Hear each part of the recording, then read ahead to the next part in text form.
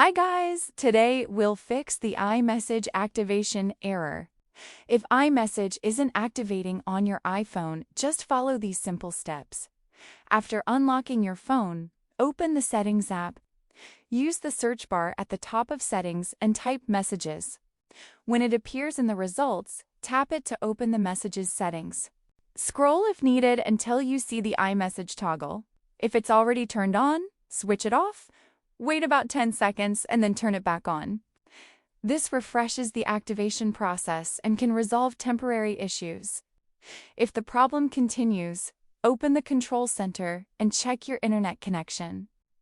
iMessage requires a stable Wi-Fi or mobile data connection to activate successfully, so reconnect to a stable network if needed. If iMessage still isn't activating, restart your iPhone and try again. A simple restart can clear temporary system issues and often helps complete the activation process.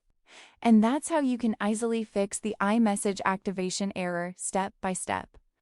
Once completed, iMessage should activate normally and be ready to use. If this helped you, make sure to subscribe and comment for more simple tutorials.